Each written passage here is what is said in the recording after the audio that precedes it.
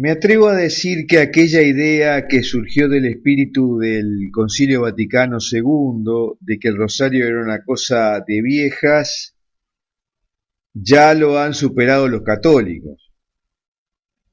De cualquier manera, es mi impresión, y me gustaría conocer la tuya, para saber si en el lugar donde tú te manejas el rosario sigue vigente como la gran oración católica.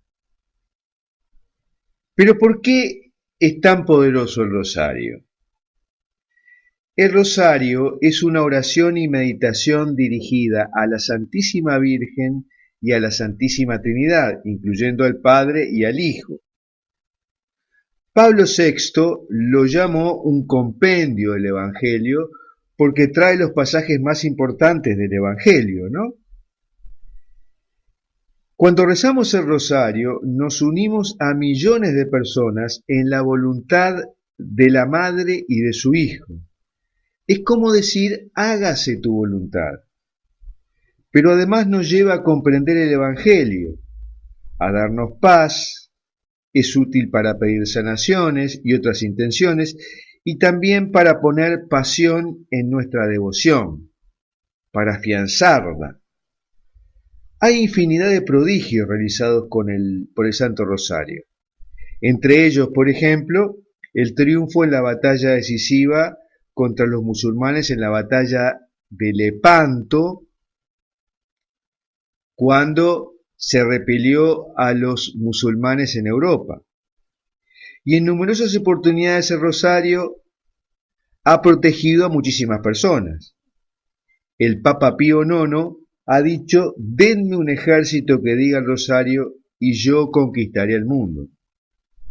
Además, otra particularidad del rosario, y muy importante, es que la Virgen misma ha venido del cielo a enseñar esta oración y a entregarla.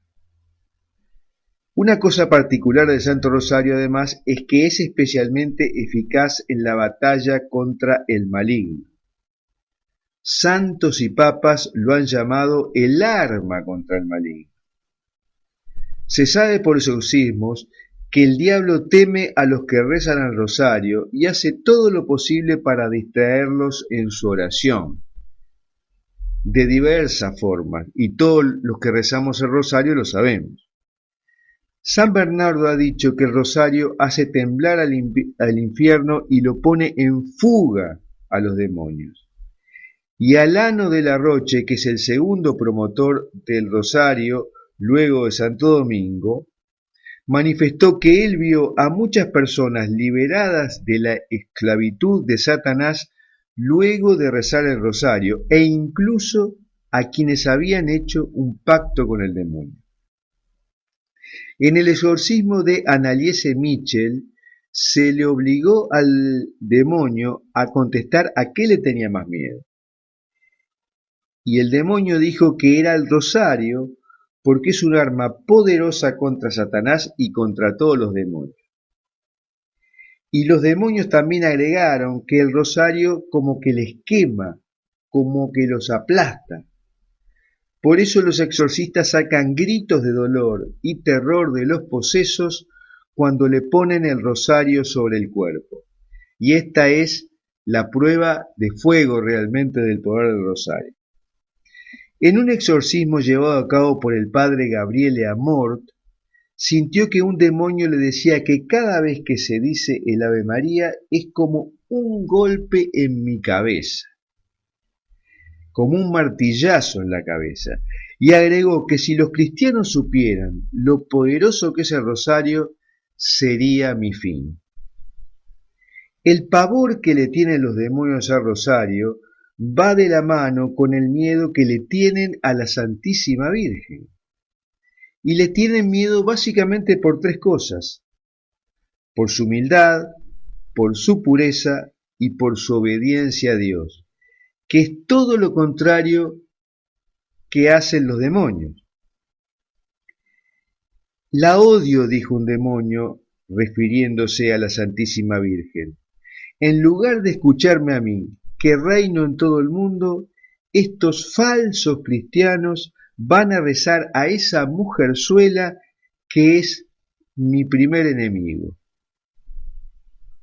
El padre Cándido, el instructor del padre Gabriel Amor, una vez le preguntó al demonio por qué era tan poderoso el rosario. Y el demonio le dijo, en el exorcismo, ¿no?, que era porque funcionaba bien si se sabe cómo contemplar y cómo adorar. Es una forma de contemplar y adorar. Y comparó cada cuenta del rosario como un grano de luz. En otro exorcismo, el demonio admitió que el rosario les arrancaba de sus manos muchas almas. En las apariciones de Akita, la propia Virgen María dijo que Satanás será derrotado con la recitación del rosario. Y también le dijo a la vidente ecuatoriana Patricia Talbot que con el rosario se descubren las trampas y engaños del maligno y nos puede defender de muchos peligros que crea el propio maligno. A la vidente Marie Claire de Quibeo, Nuestra Señora le dijo que el rosario es un arma poderosa para vencer las tentaciones. Y en Meyugore, Nuestra Señora dijo que el rosario nos sirve para conquistar todos los males que Satanás pretende infligir ahora a la Iglesia Católica, agregando que a Satanás hay que derrotarlo con el rosario en la mano. Pero además, tener el rosario en tus manos es una señal para que el maligno sepa que le pertenecemos a ella. En el artículo, además, relatamos un exorcismo famoso de Santo Domingo a un albigense que estaba poseído por nada menos que 15.000 demonios porque había atacado los 15 misterios del rosario. Y el demonio es obligado a hablar y dijo que Santo Domingo había introducido el miedo y el horror en las profundidades del infierno por la cantidad de almas que estaba arrebatando con la devoción al Santo Rosario. Recordemos que Santo Domingo fue el que recibió el rosario de manos de la Santísima Virgen y a partir de ahí se expandió la devoción. Por lo tanto, lo que vemos por los exorcismos es que el rosario debe ponerse en el mismo nivel de eficacia, o más quizás todavía, que el uso del agua bendita o blandir una cruz frente al mar. Hay una serie de profecías que profetizan una fuerte tribulación en la iglesia y un cambio drástico que iniciará una nueva etapa. Entre ellas están la de San Malaquías. Estas profecías sitúan este acontecimiento alrededor de nuestra época actual. Y en verdad, los acontecimientos que estamos viendo muestran una fuerte crisis en el mundo y también dentro de la iglesia. En este video te voy a contar qué dicen esas profecías y qué podría suceder de ahora en adelante.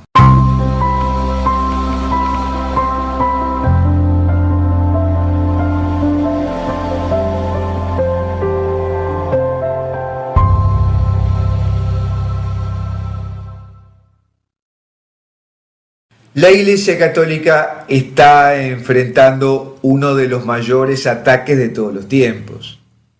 Los escándalos sexuales y la pedofilia están asolando la Iglesia, lo mismo que fuertes disidencias doctrinales y pastorales.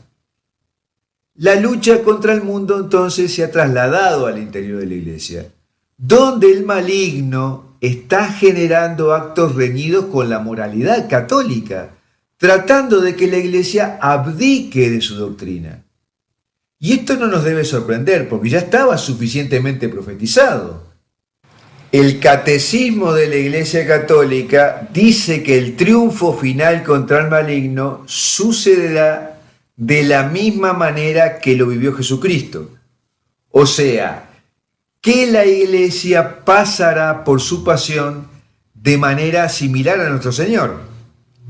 En el numeral 675 dice: antes del advenimiento de Cristo, la Iglesia deberá pasar por una prueba final que sacudirá la fe de numerosos creyentes. Y más adelante dice, la Iglesia solo entrará en la gloria del reino a través de esta última Pascua en la que seguirá a su Señor en su muerte y resurrección. Y esta prueba final vendrá por el ataque del maligno. Hay muchas profecías de místicos y declaraciones de papas y otros actores relevantes sobre la estrategia de penetración del maligno en la Iglesia. En el siglo XVII, Nuestra Señora y Jesucristo mostraron a Sor Mariana de Jesús Torres en Ecuador los pecados que sucederían a finales del siglo XX. Ella vio herejías, blasfemias, sacrilegios contra Dios mismo, degradación humana y toda clase de impurezas. Y también hay un secreto dado a Maximino, uno de los videntes de Nuestra Señora de la Salette, en 1846, que dice que grandes desórdenes llegarán a la Iglesia en todas partes. Y más adelante, en octubre de 1884, el Papa León XIII experimentó una visión que él cataloga como horrible. Cuando estaba a punto de dejar el altar luego de misa, de repente escuchó voces, que dice que una era suave y la otra gutural y áspera, que parecían venir del tabernáculo. La voz gutural, la voz de Satanás, con orgullo decía, jactándose a nuestro Señor, yo puedo destruir tu iglesia. Y la voz suave de nuestro Señor le contestaba, ¿tú puedes? Entonces sigue, adelante, hazlo. Y Satanás le contestó, para ello necesito más tiempo y más poder. Y nuestro Señor le preguntó, ¿cuánto tiempo? ¿Cuánto poder? Y Satanás le pidió 75 a 100 años y un mayor poder sobre aquellos que se entregaban a su servicio. Y nuestro Señor le respondió, tú tienes el tiempo, tú tendrás el poder, haz con ello lo que quieras. Ese tiempo está transcurriendo en nuestra época. Y esta petición de Satanás para destruir a la Iglesia es también muy similar a la profecía de la beata Ana Catalina Emmerich durante una visión de Satanás cuando el descenso de Cristo al infierno. Ella dice, vi 50 o 60 años, si no me equivoco, que antes del año 2000 Lucifer debía salir durante algún tiempo del abismo. Esto sucede también en nuestra época. Y en 1972, poco tiempo después de terminado el Concilio Vaticano II, el Papa Paulo VI dijo la enigmática frase, tengo la sensación que por alguna grieta ha entrado el humo de Satanás en el templo de Dios. Y 5 años más tarde, en 1977, el cardenal Karol Wojtyla, después Juan Pablo II, en el Congreso Eucarístico de Pensilvania dijo, estamos ahora ante la confrontación histórica más grande que la humanidad jamás haya visto. Estamos ante la lucha final entre la Iglesia y la antiiglesia, entre el Evangelio y el antievangelio. Y entonces llegamos a la situación actual. Los 2 últimos pontificados muestran un aceleramiento de la actividad del maligno en el mundo, y especialmente dentro de la Iglesia. Por un lado, asistimos a la renuncia de Benedicto XVI al pontificado, aparentemente debido a presiones internas dentro de la Iglesia. Y su sucesor, el Papa Francisco, está en medio de una profunda batalla doctrinal que muchos analistas consideran que es la antesala a un cisma dentro de la Iglesia. Y esto nos trae a las famosas profecías de San Malaquías del siglo XII que se refieren al destino del pontificado. Se trata de una revelación privada dada a la figura medieval de San Malaquías, obispo, quien murió en 1148 y escribió una visión extraordinaria en la que afirma haber previsto todos los papas, desde la muerte de Inocencio II hasta la destrucción de la Iglesia y el regreso de Cristo, o sea, en el futuro. La profecía consiste en una lista de 112 frases cortas y lemas enigmáticos para cada papa, que se supone que representan a los papas de la época de San Malaquías en adelante. Nombró 112 papas y le puso número a cada uno, desde ese tiempo hasta el final. Aunque el último papa, que él llamó Petrus Romanus, no tiene número, por lo que algunos estudiosos piensan que quizás no se trate de un solo papa, sino que represente a una serie de papas posteriores. Juan Pablo II fue profetizado bajo el lema de labore solis, del trabajo del sol, y de hecho nació durante un eclipse del 8 de mayo de 1920. El número 111 en la lista es la Gloria Olivae, Gloria del Olivo, y los estudiosos lo asocian con Benedicto XVI. El Papa Benedicto XVI no era un sacerdote benedictino, pero eligió el nombre de Benedicto, fundador de la Orden de San Benito. Y el símbolo de la Orden benedictina incluye una rama de olivo.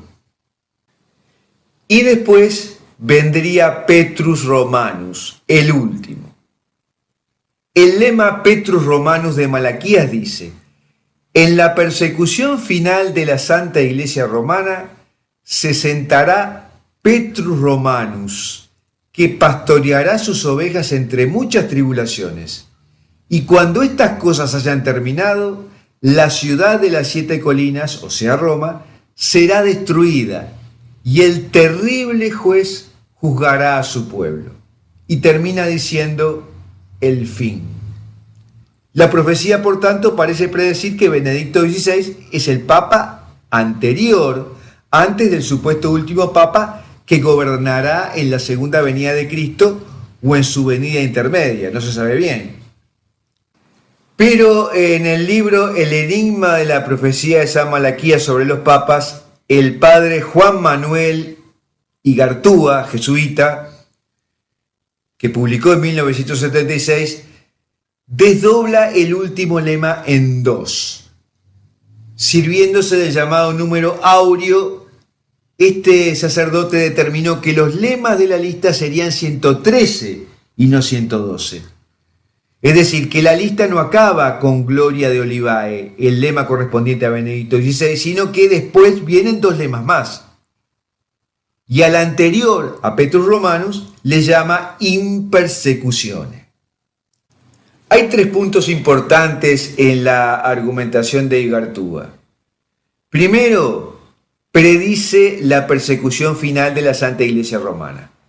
Segundo, que la ciudad de las 7 colinas, o sea Roma, será destruida. Aunque quizás no se refiera a una destrucción física, sino que se refiera a la destrucción de la fe en el Vaticano. Y tercero, Pedro el Romano será el papa final de este periodo o el inicio de una serie de nuevos papados. Por lo tanto, siguiendo al padre Igartúa, el lema 112, in persecutione, lo atribuye al momento del anticristo. Y el último lema, el 113, sería Petrus Romanus específicamente, que corresponde al pontífice reinante en el momento de la parucía, al final de los tiempos, o de la venida intermedia de Jesucristo. Pero también hay algunos paralelos interesantes entre la profecía concerniente a Petrus Romanus y la visión del Papa siendo martirizado en el tercer secreto de Fátima. Esto se relaciona claramente con la representación visual del tercer secreto. La visión muestra a un obispo vestido de blanco que da la impresión que era el Santo Padre, y a otros obispos, sacerdotes, hombres y mujeres religiosos subiendo una montaña empinada en la cima de la cual había una gran cruz. Antes de llegar allí, el Santo Padre pasó por una gran ciudad en ruinas con paso medio tembloroso, afligido de dolor y tristeza, y oró por las almas de los cadáveres que se encontraban en su camino. Al llegar a la cumbre de la montaña, arrodillado al pie de la gran cruz, entonces fue asesinado por un grupo de soldados. Y debajo de los dos brazos de la cruz había dos ángeles que recogieron la sangre de los mártires y con ella regaron las almas de los que se dirigían hacia Dios. El hecho de que esta ciudad santa se encuentre en medio de ruinas parece representar la apostasía de un gran número de miembros bautizados en la fe. Y es una imagen similar a la destrucción de la ciudad de las 7 colinas a la que alude Malaquías en el lema Petrus Romanus. Lo que se puede referir a un cisma dentro de la iglesia, de la que actualmente hay un número de indicadores importantes. Cualquier católico medianamente informado sabe la confusión que existe entre sacerdotes, obispos y cardenales sobre temas pastorales y doctrinales, con diferencias marcadas públicamente entre ellos. En definitiva, todo esto que hemos hablado, desde la profecía de Malaquías hasta los mensajes que han recibido otros videntes, indicaría que este pontificado de Francisco está en las puertas o ya transitando una tribulación importante que dejará huellas profundas para el futuro de la Iglesia.